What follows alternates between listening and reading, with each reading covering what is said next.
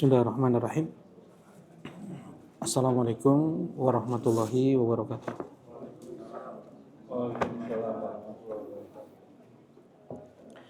Innal hamdalillah nahmaduhu wa nasta'inuhu wa nastaghfiruh wa na'udzu billahi min shururi anfusina wa min sayyiati a'malina. May yahdihillahu fala mudilla lahu wa may yudlil fala hadiya lahu. Asyhadu an la ilaha illallah wahdahu la syarika lahu wa asyhadu anna Muhammadan abduhu wa rasuluh sallallahu alaihi wa ala alihi wa sahbihi wa sallama tasliman katsira, amma ba'd. Qala Allah Ta'ala fil Qur'anil Karim, ya ayyuhalladzina amanu taqullaha wa qulu qawlan sadida yuslih lakum a'malakum wa yaghfir lakum dhunubakum wa may yuti'illaha wa rasulahu faqad faza fawzan 'azima. Alhamdulillah,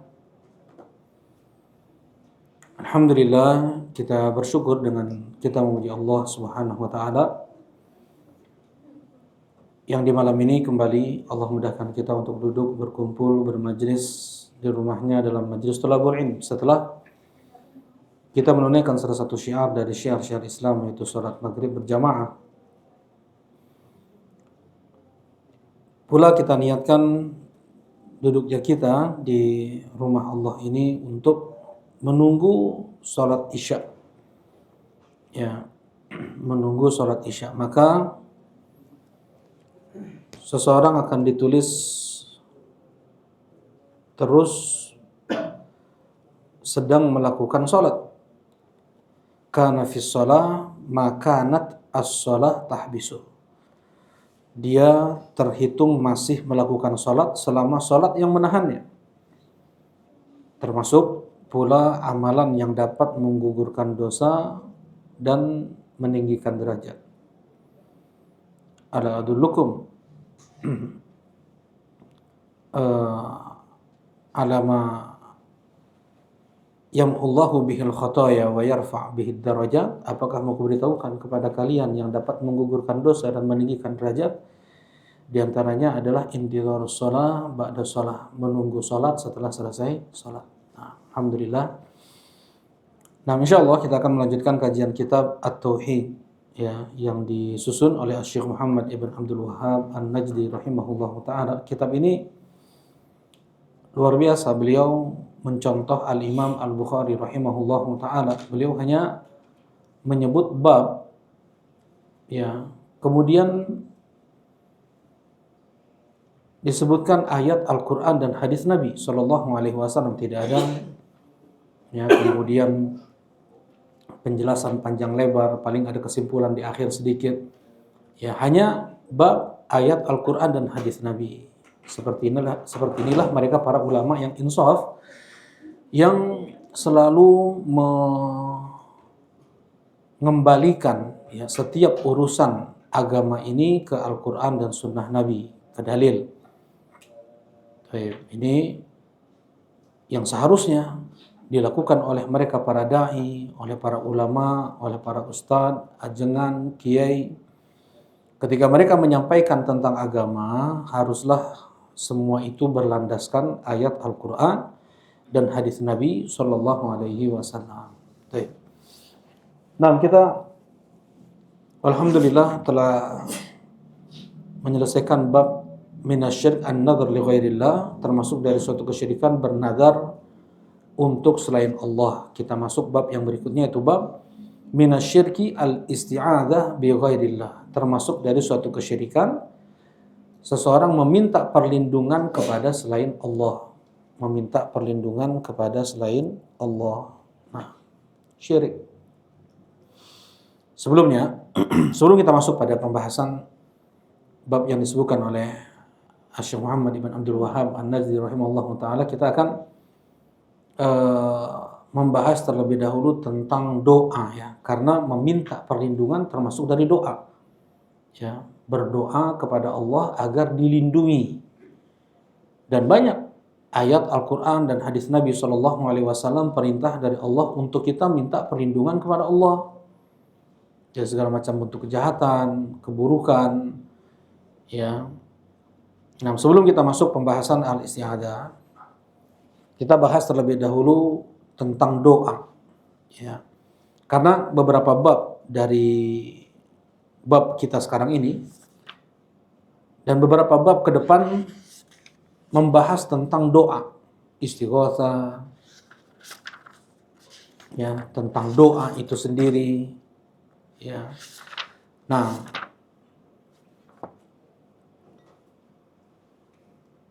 jadi kita membahas apa itu doa, ya. Doa di dalam Islam ada dua. Doa terbagi menjadi dua. Ada doa ibadah, ada doa masalah. Meminta maksudnya. Yang pertama doa ibadah.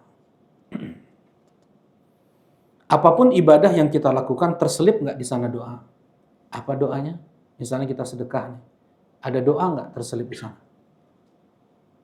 Apa doanya Kang Ray? Kita sedekah, kita sholat misalnya. Kita sholat atau berbakti pada orang tua. Ya, kita bahkan termasuk dari ibadah adalah seseorang dia memberi nafkah untuk keluarganya. Ya, dia ngontrak rumah, dia keluarkan harta untuk ngontrak rumah, beli makanan, pakaian untuk anak istrinya. Itu adalah ibadah. Ya, apa niat yang terselip, Kang Andi? Lupa ya Kang Andi ya, baru tadi malam, baru kemarin malam. Nah, tentunya terselip doa agar ibadah kita tersebut, sholat kita, sedekah kita, puasa kita, jihad, hijrah misalnya, minta agar diterima oleh Allah Subhanahu wa taala dan menjadi sebab dengan itu dimudahkan dia masuk surga dan diselamatkan dia dari neraka. Itu doa-doa yang terselip dalam setiap ibadah yang kita lakukan. Ya. Nah, ini yang dikatakan doa ibadah. Yang dikatakan doa ibadah. Allah Subhanahu wa taala berfirman di surat Al-Mu'minun, sifat orang-orang beriman ketika mereka di dunia, walladzina yu'tuna ma ataw wa qulubuhum wajilatun annahum ila rabbihim raji'un. Mereka yang bersedekah dari rizki yang Allah berikan kepada mereka dan hati mereka sangat takut Allah tidak terima sedekah mereka. Apakah ini sedekahnya pencuri ya Rasulullah? Kata Aisyah. Kata Rasulullah SAW, enggak. Dia bersedekah dari harta yang paling halalnya, yang paling baiknya, dan dia tetap merasa Allah tidak terima sedekah dia. Ya, nah, dan dia pun berharap Allah terima. Jadi kita ini harus berada di pertengahan terus ya. Kita harus berada di pertengahan terus. Tidak boleh kita yakin amal ibadah kita diterima oleh Allah, jangan kita berputus asa amal ibadah kita tidak diterima oleh Allah. Harus berada di pertengahan. Kita berharap amal ibadah kita diterima oleh Allah dan kita khawatir juga amal ibadah kita diterima oleh Allah Subhanahu wa taala. Ya. Nah, ini dalilnya nih.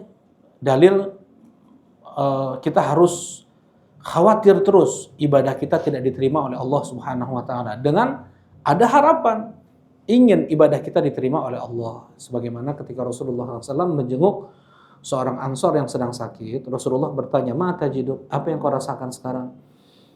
Orang ini berkata, "Inni arjullah wa akhafu dzunubi."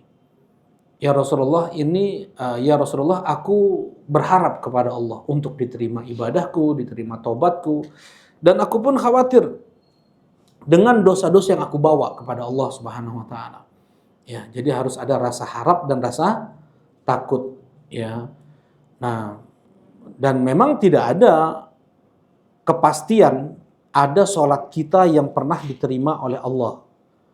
puasa kita nih, sedekah kita, ibadah kita sudah berapa puluh tahun kita beribadah. Ada yang 20 tahun, 30 tahun, 40 tahun, atau lebih dari itu. Gak ada yang bisa memastikan satu sujud kita itu diterima oleh Allah Subhanahu wa taala. Bahkan Abdullah ibn Umar ibn Khattab radhiyallahu taala anhu, sahabat Nabi, beliau berkata, andaikan aku tahu satu kali sujudku diterima oleh Allah Subhanahu wa taala, maka aku berharap mati pada saat itu. Kenapa?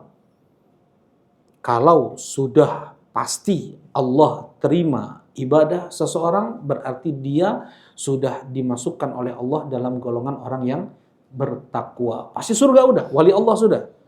Allah Subhanahu wa taala berfirman di surat Al-Maidah, "Innama yataqabbalullahu minal muttaqin." Sesungguhnya Allah hanya menerima amal dari orang yang bertakwa saja. Allah hanya menerima amal dari orang yang bertakwa saja. Terkadang seseorang itu dia beramal untuk mengangkat kewajiban.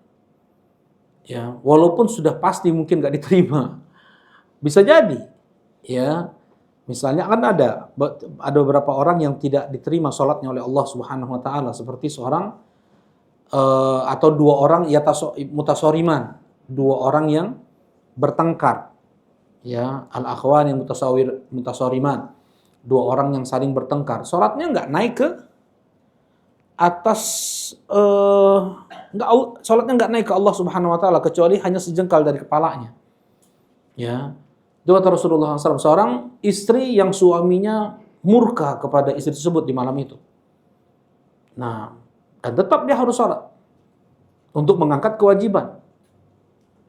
Sebagaimana juga seseorang yang dia iseng, cuman lihat bintang-bintang zodiak, ramalan-ramalan bintang, hanya sekedar iseng, tidak dia benarkan. Kalau dia yakini kebenarannya, keluar dari Islam. Karena dia mengkufuri Al-Quran, mengkufuri hadis-hadis Nabi SAW tentang satu-satunya yang tahu ilmu ghaib hanya Allah Subhanahu wa taala. Oh, enggak juga, ada dukun, ada peramal yang tahu ilmu ghaib selain Allah. Nih yang bisa baca-baca bintang zodiak, ya.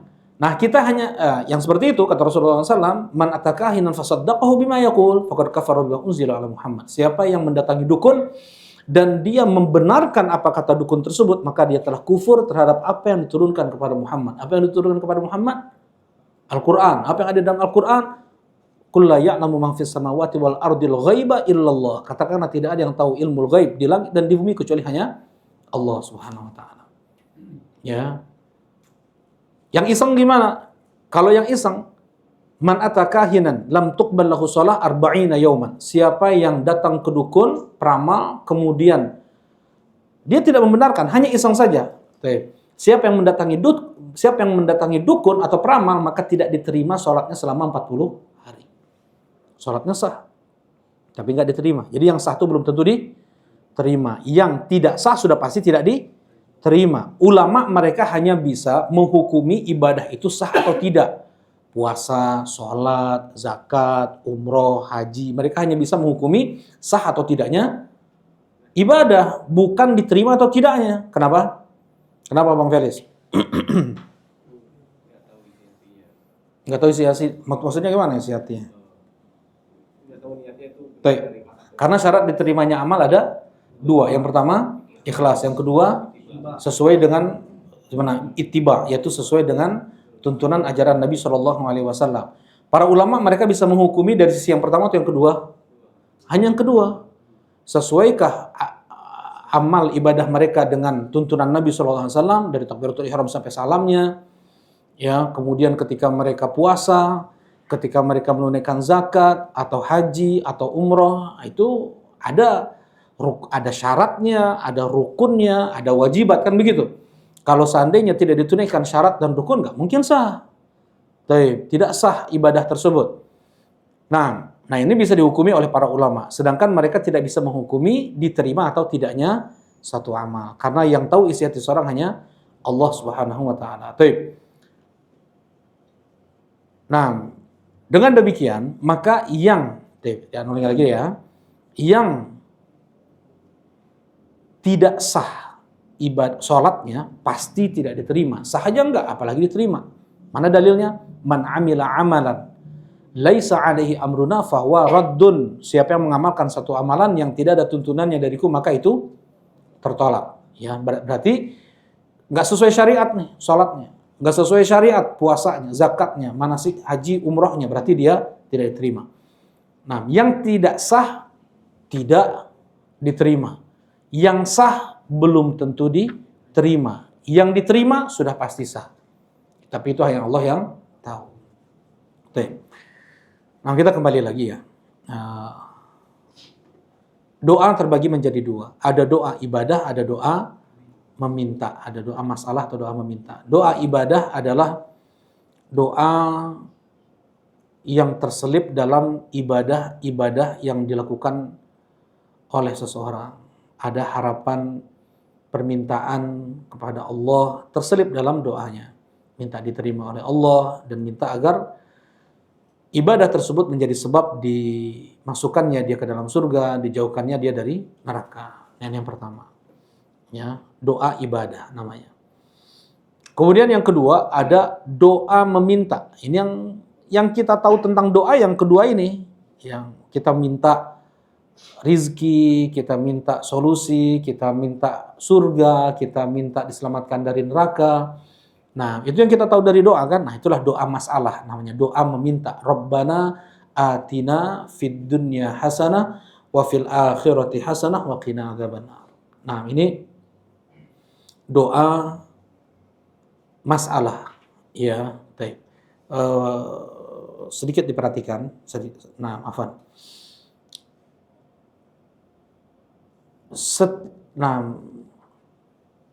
Setiap kita meminta kepada Allah Subhanahu wa taala, apakah itu pun dikatakan ibadah? Iya kan? Nah, iya, berarti setiap doa meminta pun di situ ada ibadah, ya. Ada doa ibadahnya, gitu maksud Ana. Ya. Nah, dan ketika seseorang beribadah tadi terselip juga apa? Doa. Nah, tetapi harus dia menyelipkan doa itu untuk Allah. Jadi konsekuensi dari doa ibadah adalah doa meminta. Doa meminta.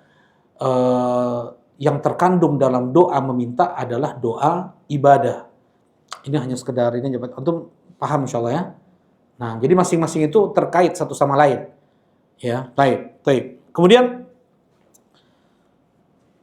nanti kita akan bahas lagi ini secara umum seperti ini, ya.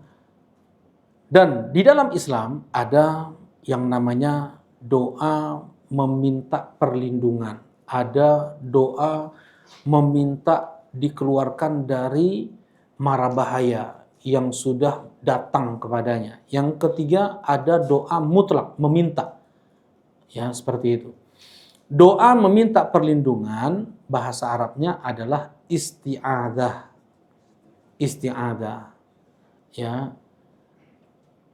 Hamzah, sin dan ta dalam ilmu bahasa Arab mengandung makna tolab.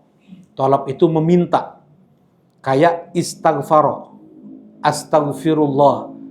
Ya, istaghfar atau astaghfirullah. Ada hamzah, ada sin, ada ta. Berarti saya minta ampun kepada Allah.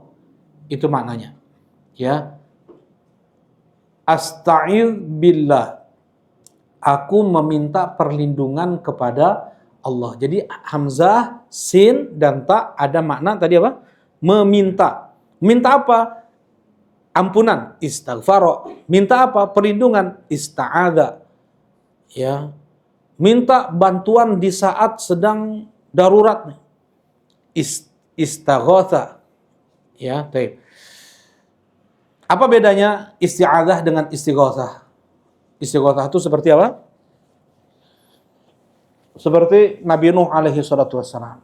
Beliau Nabi Nuh lagi. Nabi siapa yang masuk yang dimakan ikan? Nabi Yunus. Siapa nama lain Nabi Yunus? Ya. Iya betul, Dzannun atau Dzunnun. Ya, kalau Allah Subhanahu wa taala sebut di surat Al-Anbiya, wa dzannun idh dhahaba mughadiban fadhanna alla naqdiru alaihi fanada fi dhulumati alla ilaha illa anta subhanaka inni kuntu minadh dhalimin. Ya, di surat Al-Anbiya Allah Subhanahu wa taala menyebut Nabi Yunus dengan Dzannun. Baik.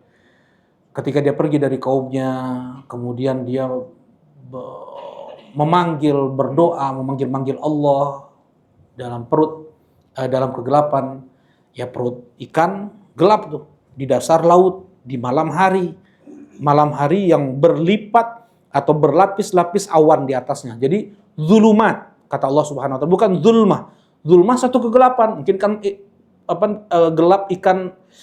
gelap perut ikan saja, enggak, tapi Allah Subhanahu wa taala mengatakan wa nada fil zulumat. Ya, Nabi Yunus memanggil Allah di tengah banyak kegelapan demi kegelapan. La ilaha illa anta subhanaka inni kuntu minadh dhalimin. Seperti juga ini pembahasannya sebenarnya pekan depan ya. Pembahasannya cuma Anda ingin memahamkan, maksudnya doa ini banyak macamnya. Ya, doa dikala kita mendapatkan mara bahaya. Nah, yang sudah datang mara bahaya itu kepada kita, itu namanya apa tadi? Istighotsah. Ya, kesulitan yang sangat, mungkin dia sudah berpuluh tahun nggak punya anak, dia meminta kepada Allah. Dan sebagian ibu-ibu ada yang bilang, ya Robbi, kan gitu ya. Itu sebenarnya kalimat istighotsah itu. Maksudnya minta pertolongan. Ya Robbi, padahal anaknya cuma ngejatuhin air doang, padahal. Maksudnya panggilan-panggilan yang seakan-akan kesulitan betul dia hadapi. Ya. Nah, itu namanya istighotsah. Ketika seorang ibu mau melahirkan dalam keadaan sulit, nah dia beristighotsah, meminta kepada Allah di saat itu, berarti dia sedang beristighotsah. Jadi mara bahaya itu sudah datang. Bedanya dengan isti'adzah adalah mara bahaya itu belum datang, tapi ada ketakutan dan kekhawatiran. Makanya dia minta perlindungan. Ini bedanya apa? Isti'adzah dengan istighotsah. Yang kita bahas adalah isti'adzah dulu. Insya Allah pekan depan, atau mungkin kalau ini udah selesai kita langsung bahas istighotsah. Nah, dan doa, kalau doa mutlak, doa tidak mesti harus dia minta perlindungan, nggak mesti harus dia minta jalan keluar dari mara bahaya yang datang kepada dia. Doa apapun, ya, bahkan putus tali sendal kita diperintahkan kita untuk minta doa. Ini kita ini muqassir ya, muqassirnya apa ya? Muqassir ini nggak benar-benar. Muqassir ini banyak syariat Allah nggak kita kerjakan, itu maksudnya muqassir. Ya, bagaimana? Allah Subhanahu wa taala berfirman, "Ya ibadi kullukum ja'i' illa man at'amtu fastat'imuni ut'imkum. Wa ya ibadi kullukum 'arin illa man kasautu fastaksuni aksukum." Kata Allah Subhanahu wa taala, "Wahai hamba-hambaku, sesungguhnya kalian itu kelaparan kecuali yang aku kasih makan. Berdoalah kalian kepadaku untuk minta makan. Aku kasih kalian makanan. Wahai hamba-hambaku, sesungguhnya kalian itu telanjang, kecuali yang aku kasih pakaian. Berdoalah kalian kepadaku untuk minta pakaian. Aku kasih kalian pakaian." Ada kita doa, hari ini ada. Ya, bangun tidur di sarapan, mudah-mudahan ada. Makan siang, ya Allah. Ya Allah, makan malam, ya Allah. Ada? Enggak ada kan? Atau ada mungkin, Masya Allah. Ya, perintah dari Allah Subhanahu wa taala. Ya, perintah fastat'imuni fastaksuni, pakaian. Minta kalian pakaian kepadaku. Ya, mudah-mudahan ada pakaian. Ya Allah, kasih aku pakaian. Ya Allah, limpahkan aku anugerah rizki berupa makanan, pakaian. Setiap mau makan fastat'imuni fastaksuni. Sebagaimana kita terus minta hidayah kepada Allah. Fastahduni ya ibadi kullukum dhal illa man hadaitu. Wahai hamba-hambaku, sesungguhnya kalian semua sesat kecuali yang aku kasih hidayah. Fastahduni ahdikum. Maka mintalah kalian hidayah kepadaku, aku kasih kalian hidayah. Udah sedang sholat, setiap rakaat minta ihdinas siratal mustaqim. Naon deui? Hidayah apa lagi? Dia udah muslim, dia udah sholat, masih terus minta hidayah. Ya, kenapa? Yang pertama, ya dia minta hidayah. Taib. Ihdinas siratal mustaqim. Ya Allah, berikanlah aku hidayah menuju jalanmu yang lurus. Andaikan hal tersebut, ya hidayah tersebut belum sampai kepadanya, tolong bukakan hatiku agar sampai hidayah tersebut kepadaku. Yang pertama. Jadi tahu nih, mana yang hak, mana yang batil, mana yang benar, mana yang salah, mana yang baik, mana yang buruk, mana tauhid, mana syirik, mana halal, mana haram, mana sunnah, mana bid'ah. Itu hidayah bukan? Jadi ma'rifatul haq bidalilihi, mengenal kebenaran dengan dalil. Itu hidayah. Diulangi lagi ya. Ma'rifatul haq bidalilihi. Kita mengenal kebenaran dengan dalil. Hak tadi, kita bisa membedakan mana yang batil, mana yang buruk. Allahumma arinal haqqal haqqa warzuqna ittiba'ah wa arinal batilal batina warzuqna ijtinabah. Ya Allah, perlihatkanlah kepada kami yang hak itu adalah hak dan berikanlah anugerah kepada kami untuk kami bisa mengikutinya. Dan perlihatkanlah kepada kami yang batil itu adalah batil dan berikanlah kami anugerah untuk kami bisa menjauhinya. Baik.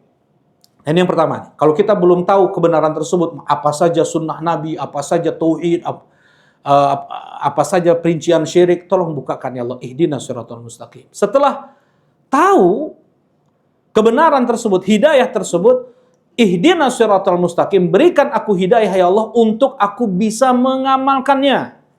Kalau ya hak, mudahkan aku untuk bisa mengikutinya. Kalau kebatilan, mudahkan aku untuk bisa menjauhinya.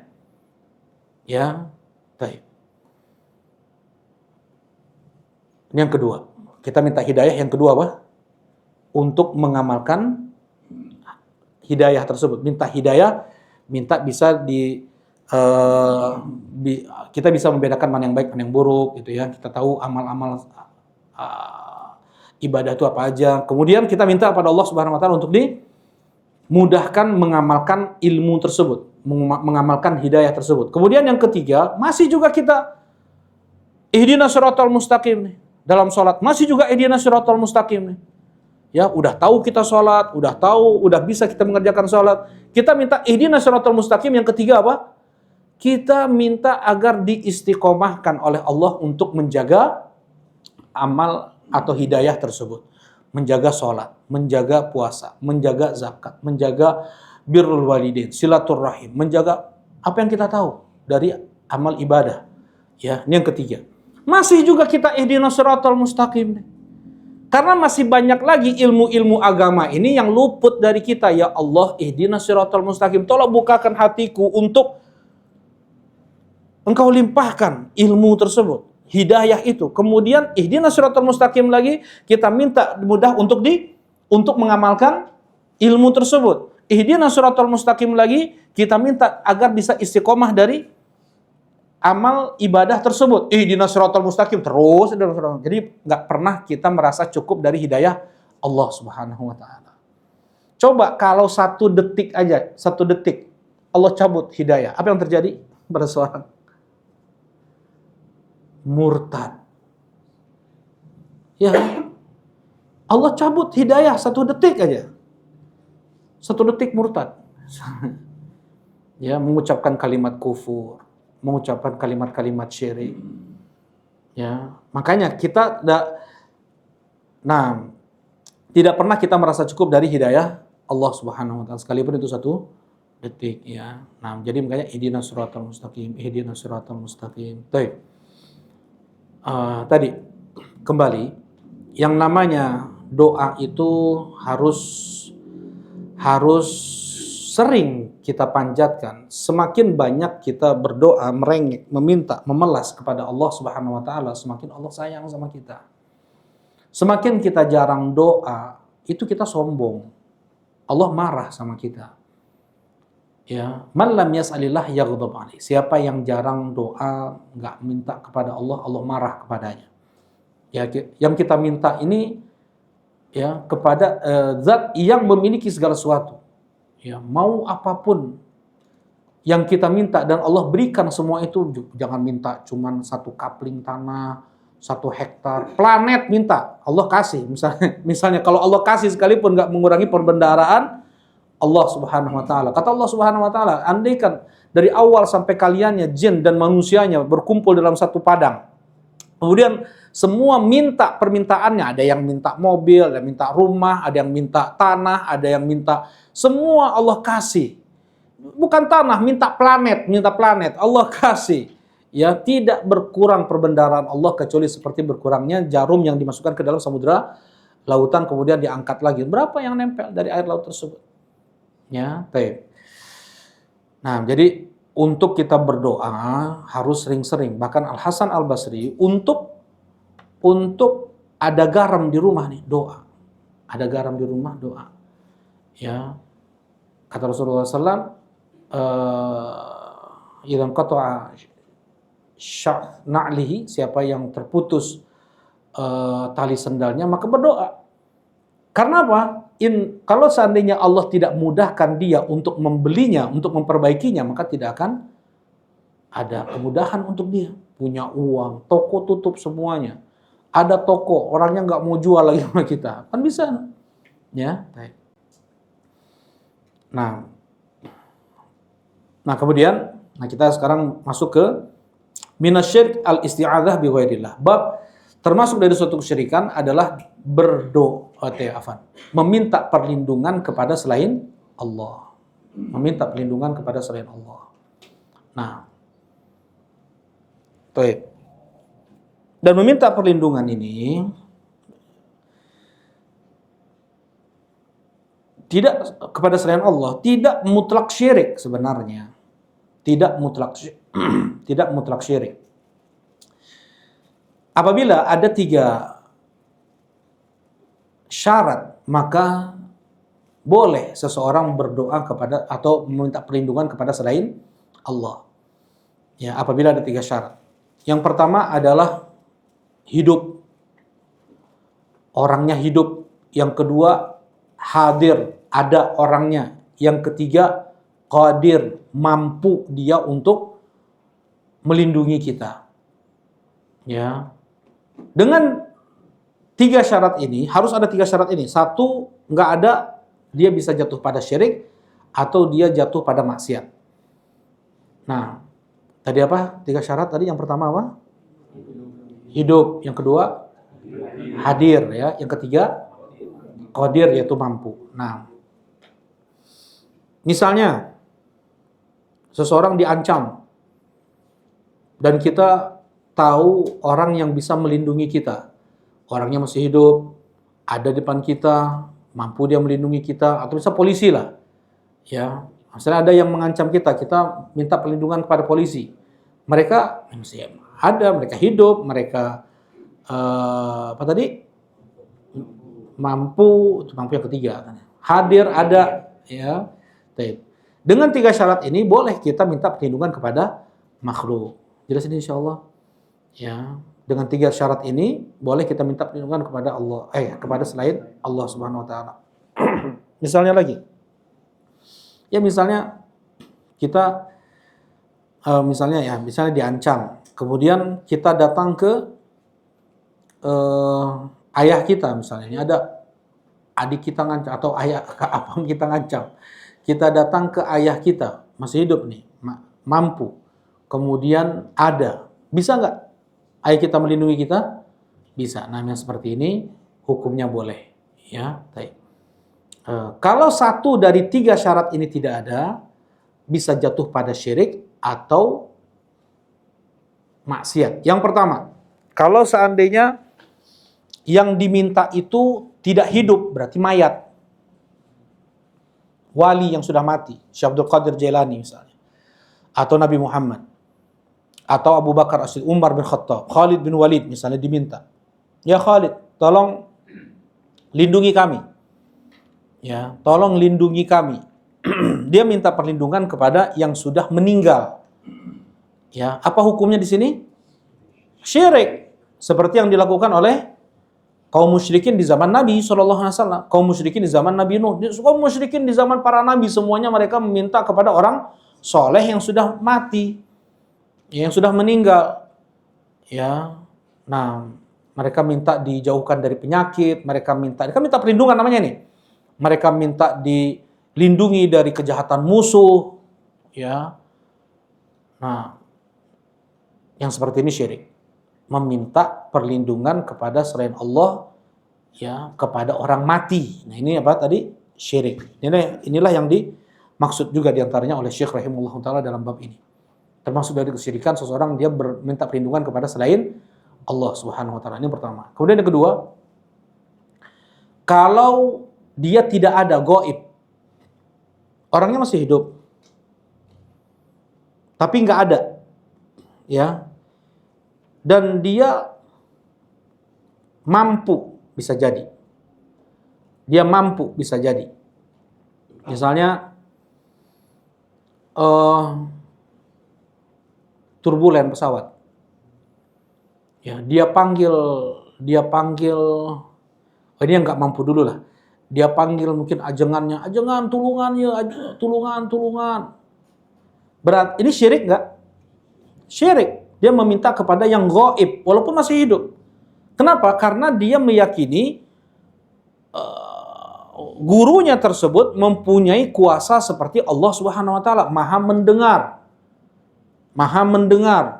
Ini di kampungnya 8.000 km misalnya jarak antara turbulen dengan kampungnya, tempat ajengannya itu, ya.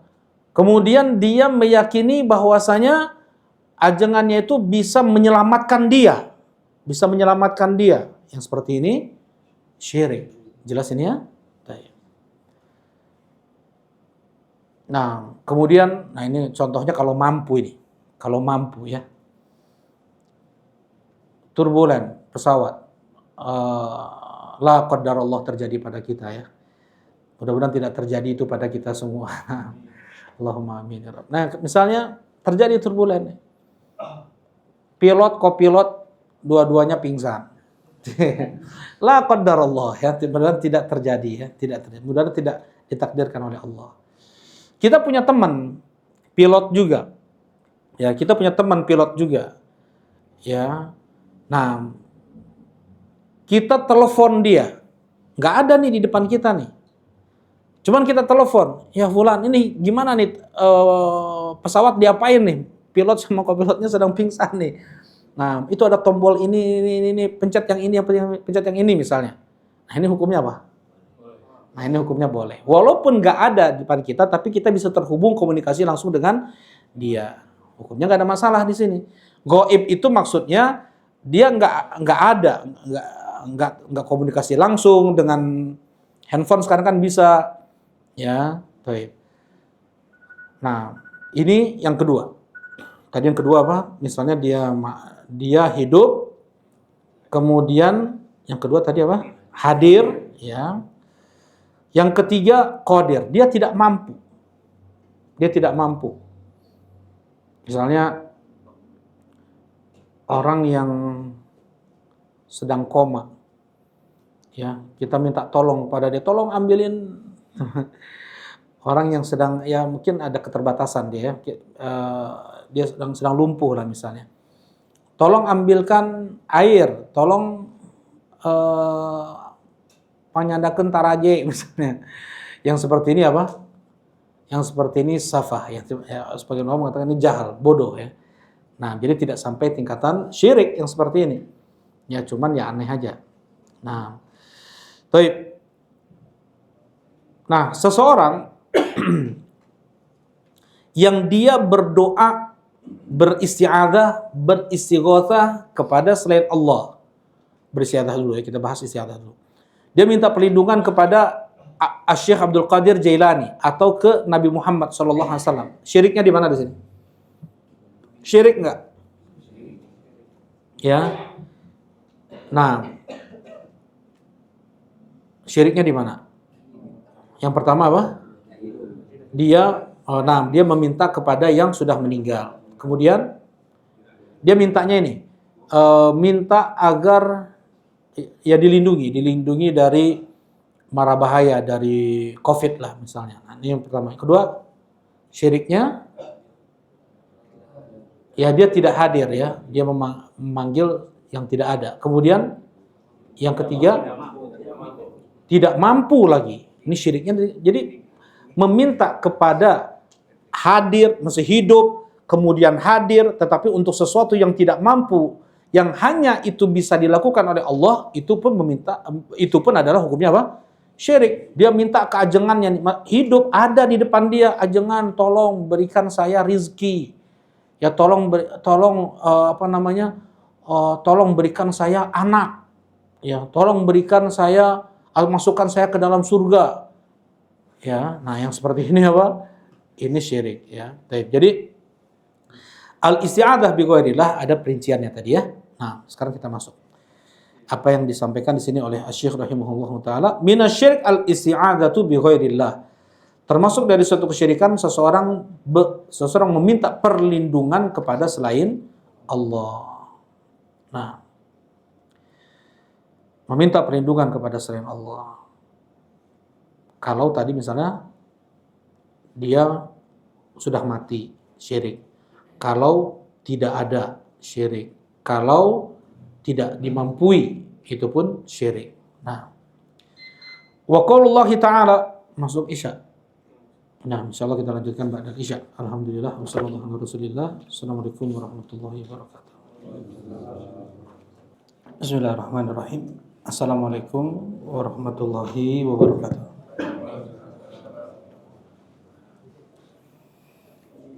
Alhamdulillah wassalatu wassalamu ala Rasulillah. Amma ba'd, kita melanjutkan kajian kitab At-Tauhid, masih di bab minasyirik al-isti'adzah bi ghairillah, termasuk dari suatu kesyirikan meminta perlindungan kepada selain Allah. Wa qaulullahi ta'ala wa annahu kana rijalun minal ins ya'udzuna bi rijalin minal jin fazaduhum rahaqa.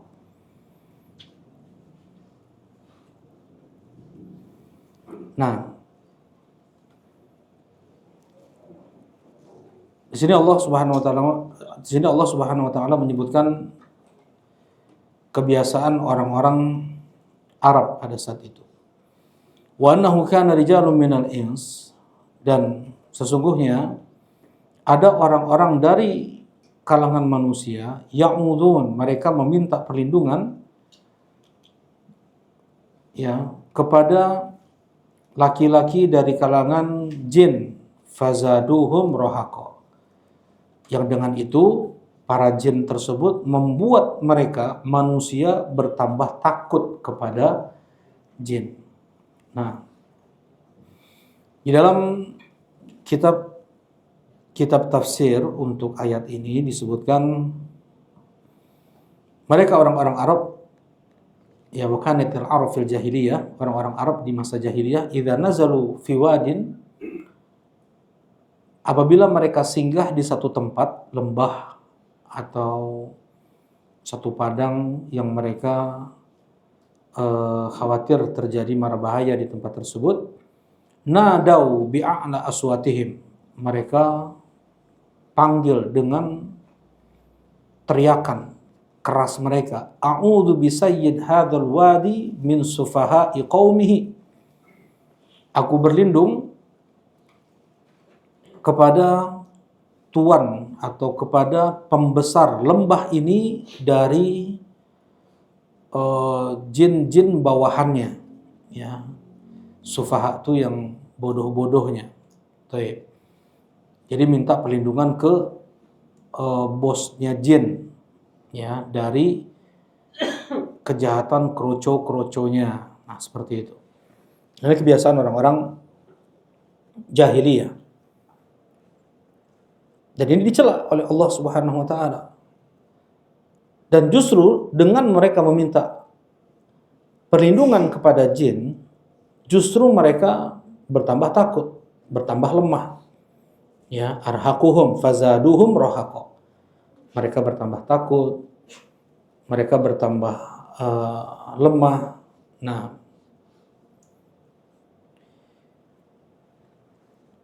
baik. Syiriknya dari sisi mana? Nah, di sini dia menyeru kepada yang gaib, yang tidak ada, ya. Yang Rasulullah Sallallahu Alaihi Wasallam, beliau tidak pernah sekalipun meminta perlindungan dengan jin atau kepada jin. Misalnya Rasulullah SAW minta bantuan para jin ketika perang Badar. Bisa nggak Rasulullah minta bantuan kepada mereka? Bisa kan? Tapi itu tidak dilakukan oleh Rasulullah sekalipun, nggak pernah. Ketika perang Uhud, ketika perang Khandaq, nah tidak pernah Rasulullah SAW minta bantuan mereka. Sebenarnya mereka ada nggak? Ada kan? Jin itu ada. Ya. Bahkan pernah Rasulullah SAW beliau dibawa ke negeri jin. Ya. Jadi sebagaimana yang Allah Subhanahu wa taala sebutkan di surat Al-A'raf, ya, tentang apa istilahnya? Alam jin. Allah Subhanahu wa taala menyebutkan di surat Al-A'raf, yarawnakum min haitsu la tarawnahum. Ya, sesungguhnya mereka itu melihat kalian dari alam yang kalian tidak bisa melihat mereka. Jadi kalau jin mereka bisa melihat kita nih, tapi kita tidak bisa melihat jin. Di surat Al-A'raf.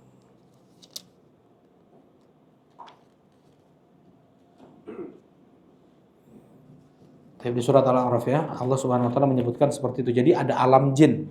Nah, Rasulullah SAW pernah beliau, nah, untuk waktunya ada khilaf ya, ada yang mengatakan sepulang Rasulullah dari Taif, ada yang mengatakan sebelum itu.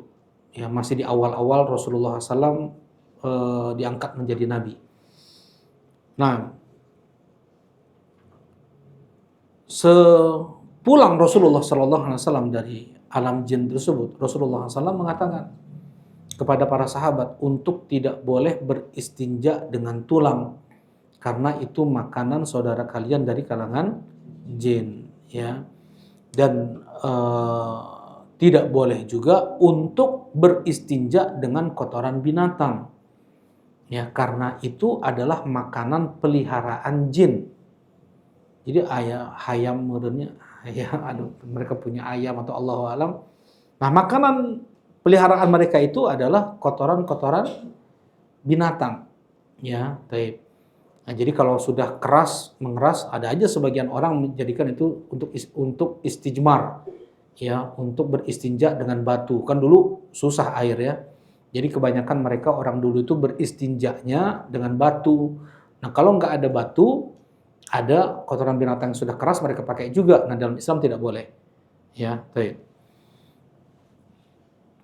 Nah, jadi Rasulullah SAW pun ketika beliau kapan diganggu jin sedang sholat, Rasulullah sedang sholat aja diganggu jin.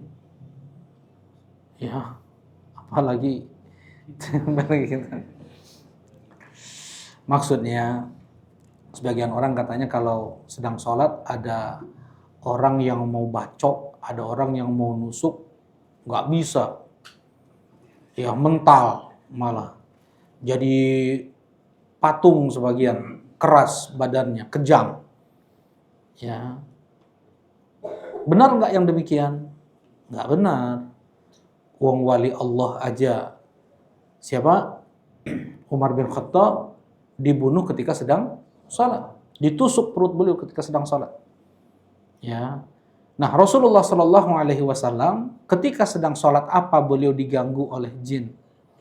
Abu Rafi bisa jawab? Salat gerhana, betul. Salat gerhana. Nah, salat gerhana yang Rasulullah baca satu rakaat pertama surat apa? Al-Baqarah. Rakaat kedua Ali Imran. Itu Al-Baqarah full ya. 3 juz. Kemudian surat Ali Imran full. Dia kan 4 kali berdiri kan? Ya. Salat lama. Rasulullah SAW ketika salat gerhana itu lama sekali. Nah, ketika Rasulullah sedang salat, datang ifrit. Mengganggu Nabi SAW. Ya, mereka para sahabat nanya, ya Rasulullah, kami melihat tadi engkau seakan-akan mengambil sesuatu. Ya Rasulullah, kami tadi melihat engkau seakan-akan maju dan mencekik sesuatu. Ya, kata Rasulullah SAW tadi, Allah perlihatkan kepadaku anggur surga dan aku ingin mengambilnya. Kemudian datang kepadaku ifrit. Nah, kemudian aku mencekiknya sampai terasa dingin lidahnya. Ya, apa namanya? Ketika Rasulullah mencekik ifrit tersebut, letahna keluarnya. Lidahnya keluar, kemudian kena tangan Nabi SAW. Berarti lidah jin gak najis ya. Rasulullah masih melanjutkan apa? Masih melanjutkan sholatnya. Baik. Sampai aku merasakan dingin lidahnya itu. Ya, kemudian kalaulah bukan laula da'watu akhi Sulaiman, kata Rasulullah SAW, kalaulah bukan karena doa saudaraku Sulaiman, aku akan ikat ifrit tersebut di tiang-tiang Masjid Nabawi untuk dijadikan mainan oleh anak-anak kota Madinah.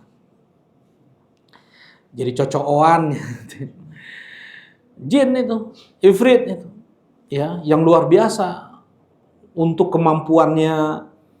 Ya, pernah disuruh atau pernah dia menawarkan diri kepada Nabi Sulaiman untuk mendatangkan singgasana Ratu Saba. Ya, satu bolak-balik lah ya, atau misalnya dari Syam ke Yaman aja bisa 2.000 sampai 3.000 km. Bolak-balik dalam waktu 2 detikan. Ana atika bihi qabla an taquma min maqamik. Aku bisa mendatangkan singgasana Ratu Saba tersebut sebelum engkau berdiri di tempat dudukmu, wahai Sulaiman. Ya, berarti 2 detikan ya. Kurang lebih lah, nggak nyampe 2 detik sebenarnya. Nah, itu ifrit tuh. Nah, jadi Rasulullah SAW beliau pernah diganggu oleh ifrit. Ya. Rasulullah SAW, oh ya, mungkin ada yang bertanya nih. Nah, itu kok Nabi Sulaiman bisa boleh dia meminta bantuan kepada jin ya untuk mendatangkan singgasana Ratu Saba? Berarti boleh dong. Ya, enggak. Jadi Nabi Sulaiman alaihi salatu wassalam, beliau itu di antara mukjizat beliau itu para setan, bahkan setan, bukan hanya jin biasa, para setan. Yusakhor itu ditaklukkan mereka ini.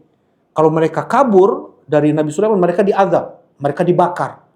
Ya, jadi mereka mau nggak mau harus patuh kepada Nabi Sulaiman. Wa minasyayatini may yaghusuna lahu wa ya'maluna 'amalan duna dzalik. Kata Allah Subhanahu wa taala di surat Al-Anbiya, dan di antara para setan ada yang dia menyelam, ada yang melakukan perbuatan-perbuatan selain itu. Maksudnya perintah Nabi Sulaiman mengambil perhiasan yang ada di laut. Ya, kullabanna'in wa ghawwas, ada di antara mereka yang membangun-bangun menara-menara, bikin danau. Wa ghawwas, ada di antara mereka yang menyelam. Tapi dari kalangan setan nih. Ya, ada kalangan setan ada. Ya, wa minasyayatin. Ya, baik. Dan ulama khilaf yang mengambil singgasana Saba itu apakah jin muslimnya, berarti bukan setan tuh, atau malaikat. Baik. Nah, ini kekhususan untuk Nabi Sulaiman. Ya, kekhususan untuk Nabi Sulaiman. Dengan itu Rasulullah SAW tidak pernah beliau newakan jin gitu ya. Atau Rasulullah SAW misalnya ada kerjasama dengan jin untuk perang atau untuk kerja, untuk apa, nggak boleh. Ya, itu hanya khusus Allah berikan untuk Nabi Sulaiman. Ya, nah jadi misalnya apa hukumnya kita sekarang? Pernah ditanya nih di Garut, ya, ditanya boleh nggak bajak sawah minta bantuan jin? Ya, mereka mintanya cuma tulang cina. Mereka mintanya, nah berarti mereka itu istilahnya ada mahar ya, ada apa? Ada syarat yang harus kita berikan untuk mereka sehingga mereka mau untuk bekerja sama dengan kita. Nah, mereka mah jin muslim, tahu dari mana muslim? Ya, KTP-nya orang pakai KTP Islam aja ada yang orang munafik, yang manusia aja gitu maksudnya. Nah, apalagi jin, kita nggak tahu. Sebenarnya kenapa? Karena hukum asal mereka itu pendusta. Hukum asalnya nggak boleh kita percayai. Yang kita ruqyah misalnya, ngeruqyah, kemudian dia mau bilang saya hidup sekian ribu tahun, saya bertemu dengan nabi ini, nabi itu, saya macam-macam. Itu jangan kita benarkan, ya. Oh, itu kan ada sebagian orang kan betul-betul meyakini betul apa yang dikatakan oleh jin ketika diruqyah itu ya. Nah, itu salah. Kenapa? Rasulullah Shallallahu alaihi wasallam bersabda ketika Abu Hurairah radhiyallahu taala anhu menangkap jin ya yang mencuri harta sedekah. Rasulullah Shallallahu alaihi wasallam kemudian ketika Abu Hurairah dibilang oleh jin tersebut, andaikan kau mau terjaga dari kami, terlindungi dari kami, maka bacalah ayat kursi, ya, maka kau akan terlindungi dari kami. Kata Rasulullah SAW ketika disampaikan oleh Abu Hurairah, "Shadaqaka wa huwa kadzub." Apa yang disampaikan oleh setan, ini kan setan, ini mencuri. Kalau mencuri berarti setan kan? Ya, setan, jin. Ya, jadi setan itu sebenarnya sifat. Kalau setan pada jin, ya dia setan dari kalangan jin.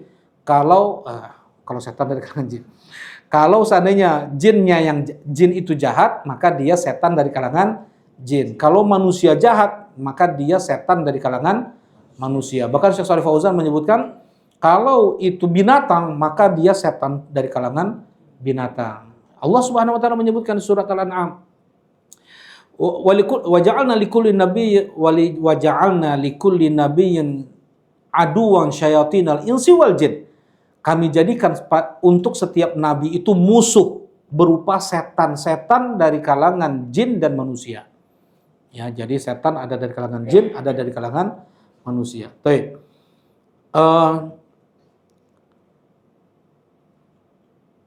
Jelas tadi Rasulullah mengatakan shadaqaka wa huwa kadzub. Benar apa yang dikatakan oleh setan tadi, sebenarnya dia itu kadzub, bukan kadzib.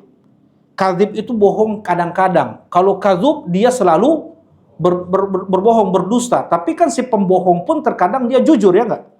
Ada juga karena manusia dia setiap ngomongnya bohong terus, tapi ada aja dia kadang-kadang jujur kan? Nah, begitu juga lah jin ini nih. Setan ini yang ditangkap oleh Abu Hurairah. Ya. Jadi boleh dong belajar sama setan. Gimana dengan hadis ini? Boleh enggak? Enggak. Yang membenarkan siapa? Nabi Muhammad Sallallahu Alaihi Wasallam. Bukan kalau kata jin baca ayat ini, kemudian kita benarkan, enggak. Kita benarkan atau Abu Hurairah radhiyallahu taala anhu, beliau belum yakin betul apa yang dikatakan oleh jin tersebut kan, sampai dibenarkan oleh Nabi Muhammad Sallallahu Alaihi Wasallam. Nah, tapi di sini bisa kita ambil faidah. Kita boleh menerima kebenaran dari siapapun, dari musuh kita sekalipun, dari setan sekalipun. Tapi kita tidak mengambil kebenaran kecuali kepada ahlul haq. Bisa dibedakan? Menerima dan mengambil. Ya, kita boleh menerima kebenaran, menerima ilmu itu dari siapapun. Yahudi kah misalnya? Yahudi. Pernah nenek-nenek Yahudi datang ke rumah Nabi SAW. Ngobrol sama Aisyah tentang adanya azab kubur, adanya ini dan itu setelah kematian. Ya, yang belum pernah itu didengar oleh Aisyah dari Rasulullah SAW, disampaikan kepada Rasulullah SAW, kemudian dibenarkan oleh Rasulullah SAW. Ya, jadi untuk menerima kebenaran dari siapapun boleh menerima. Misalnya kita nggak nyari nih, kita nggak nyari, tiba-tiba datang aja info dan itu memang benar nih, apa yang dikatakannya benar. Nggak boleh kita katakan yang benar itu adalah salah, sekalipun itu datang dari setan atau dari musuh, dari Yahudi misalnya, dia mengatakan sesuatu yang itu adalah benar, wajib kita untuk katakan itu adalah benar, ya. Nah, tetapi tidak boleh kita mencari kebenaran, mengambil kebenaran. Ini beda, mengambil dengan menerima beda ya. Kalau mengambil itu kita mencari. Tidak boleh kita mencari kebenaran, mencari ilmu kecuali kepada mereka ahlul haq yang sudah jelas apa benarnya. Ya. Misalnya ada ya ahli batil atau ahli bid'ah, mereka menyampaikan kebenaran, kita harus akui itu adalah benar. Tapi seorang ahlu sunnah, mereka tidak boleh belajar kepada ahli bid'ah. Ya, dan ini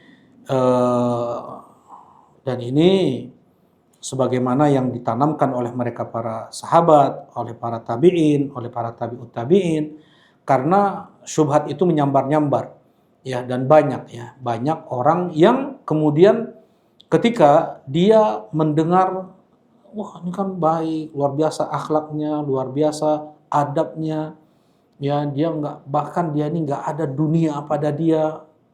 Siapa itu? Abdul Razzaq Ibn Hammam As-San'ani. Abdul Razzaq Ibn Hammam As-San'ani, guru Imam Ahmad Ibn Hanbal, guru Ali bin Abdullah Al-Madini, guru Yahya Ibn Ma'in. Tiga orang ini, tiga ulama hebat, dahsyat mereka ini, bertiga ini. Yang datang ke Abdul Razzaq ribuan orang sebenarnya. Kata Abdul Razzaq, aku cukup punya tiga murid ini saja, Ahmad bin Hanbal, Yahya bin Ma'in, dan Ali bin Abdullah Al-Madini, karena luar biasa ya, mereka ini luar biasa, tiga orang ini. Tapi sedikit terpengaruh Abdul Razzaq ini oleh sang guru yang bernama Sulaiman ibn Ja'far ad-Dubai. Ya, Sulaiman ibn Ja'far ad-Dubai, Syiah. Syiah, kita tahu bagaimana dahsyatnya fitnah Syiah, ya enggak? Bagaimana bodohnya mereka. Kalau seandainya mereka itu adalah binatang, maka mereka adalah himar. Sebodoh-bodoh kelompok sesat itu adalah Syiah. Ya. Nah, bagaimana syubhat-syubhat mereka itu mudah untuk kita patahkan sebenarnya. Ya, mereka bagaimana menghujat Abu Bakar, melaknat Abu Bakar, melaknat Umar, melaknat Utsman, melaknat Aisyah, Hafsah. Taib. Kemudian mereka memusuhi Jibril alaihi salatu wassalam karena mereka bilang salah ngasih wahyu, harusnya ke Ali bin Abi Thalib malah ke Muhammad. Ini kan ngaco semuanya ini. Ya, dan selain kelompok mereka najis, kita ini najis bagi mereka, orang-orang Syiah. Ya. Apalagi Rafidah, Itsna Asyariyah, mereka kufar. Ya, yang sudah menuhankan Ali bin Abi Thalib, ya, kemudian membenci Abu Bakar dan Umar dan yang lainnya. Taib. Masih terpengaruh setingkat Abdul Razzaq. Imam Ahmad berjalan kaki dari Baghdad. Coba antum lihat nanti di rumah, lihat peta ya. Dari Baghdad jalan kaki ke Mekah haji. Kemudian haji dari Mekah ke Yaman, jalan kaki sengaja untuk belajar ke Abdul Razzaq. Ulama hebat bukan nih? Kalau nggak hebat ngapain Imam Ahmad ke sana? Yahya bin Ma'in ke sana?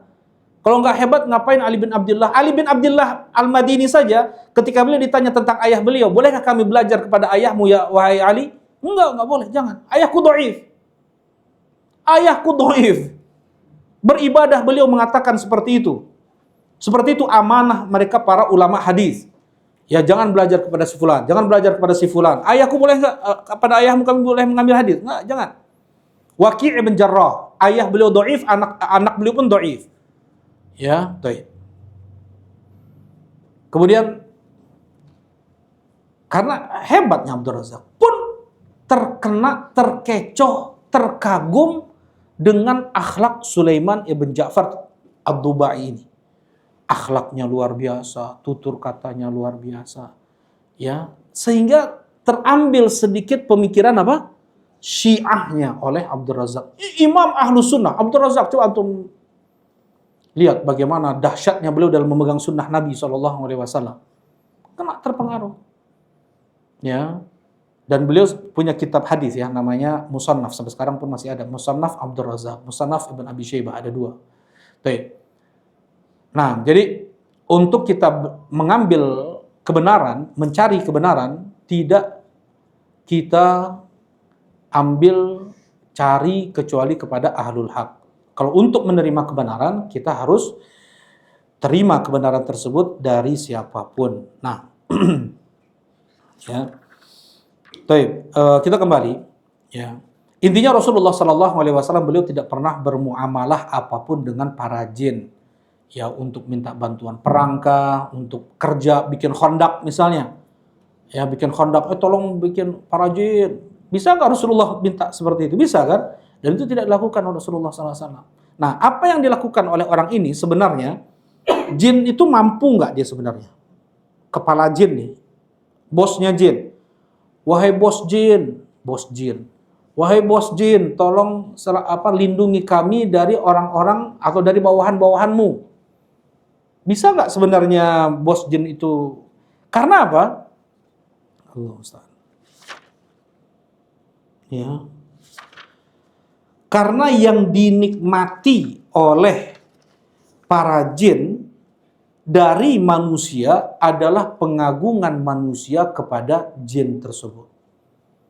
Jin mah nggak perlu uang, artos, kernaon. Kita nggak perlu mereka. Uang kita nggak perlu. Mereka tuh ingin dibesarkan, diagungkan, dimuliakan oleh manusia. Itu yang mereka inginkan. Nah, ketika ada manusia minta perlindungan kepada jin, itu bentuk pengagungan manusia kepada jin nggak? Itu yang diinginkan. Istimta itu apa ya? Menikmati. Maka karena kalimat istimta ketika seorang suami pada istri itu namanya istimta namanya. Bahasa Arabnya adalah istimta. Nah, Allah menggunakan kalimat istimta adalah antara jin dan manusia. Bagaimana? Jin dia mendapatkan kepuasan hatinya dengan manusia yang dia meminta perlindungan kepada mereka, kepada jin.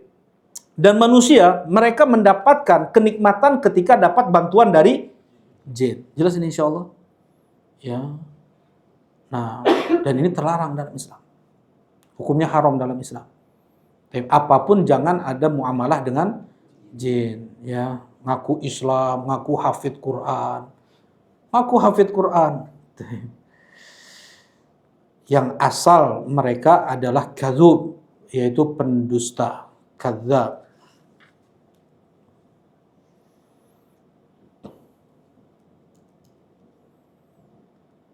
Nah,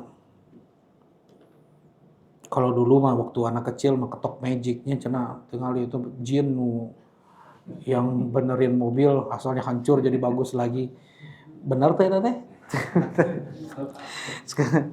Maksudnya ilmunya kali ya, nggak usah biar nggak dicontoh sama orang ya. Nah teh.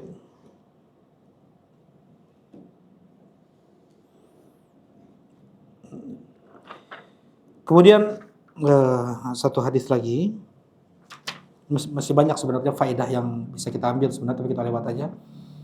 Nah, satu hadis yang disebutkan oleh Syekh rahimahullah taala, wa an Khawlah binti Hakim qalat sami'tu Rasulullah sallallahu alaihi wasallam yaqul man nazala manzilan faqala a'udzu bi kalimatillahi tammati min syarri ma khalaq lam yadurruhu syai' hatta yarhal min manzilihi dzalik, rawahu Muslim.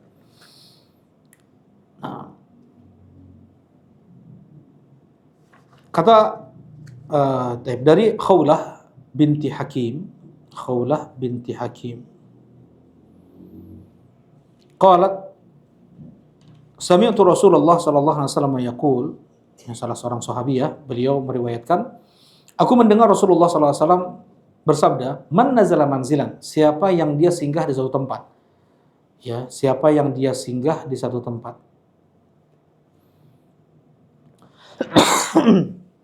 Mungkin orang-orang yang suka camping ya, yang suka outing lah, dia mungkin kemana biasa mancing atau yang suka kayak gitu. Kan kalau di Indonesia ini semua bisa jadi kayak angker-angker ya.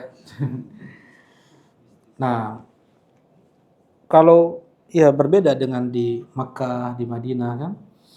Nah, siapa yang singgah di satu tempat dan dia merasa ada yang nggak enak nih, ya, atau mungkin bisa juga hadis ini bilang banyak orang-orang jahat ya, mau dibantu pak, misalnya sebagian, nah, anak ya pokoknya pernah menghadapi itu gitu ya. Nah, kalau semuanya sendiri 200.000. Kalau dibantu 2.200.000. Bayangin. Berapa keuntungan diambil tuh? Ya. Bikin ini, bikin itu, Pak, ini nggak bisa pindah. Berkas ini ke meja ini nggak bisa pindah sendiri, harus orang. Nanti minta uang nih. Nah, maksudnya apa? Sanes jin. Maksudnya apa? Ya. Ya maksudnya orang-orang yang mungkin bisa ya minta-minta yang kayak gitu ya. Nah, bisa aja kita kalau datang ke tempat-tempat tersebut kita baca doa ini juga.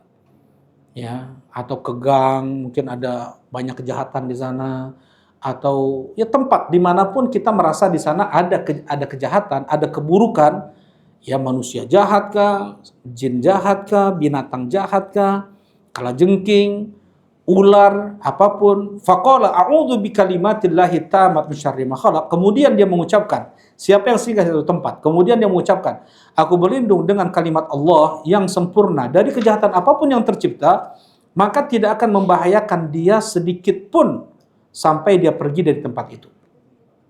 Ya, nah ini sudah kita hafal. Jadi untuk kalimat dari tamat syarri makhluk itu bukan hanya zikir pagi sore aja, ya. Tapi kalau kita misalnya pergi ke tempat-tempat seperti itu, yang kita mengkhawatirkan akan ada madarat dari manusia, madarat dari jin, madarat dari binatang, kita baca ini.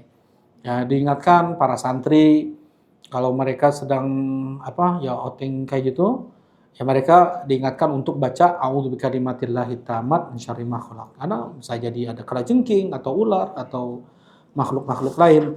Sebenarnya ini panjang mau jelaskan. Sudah waktu. Udah habis waktunya.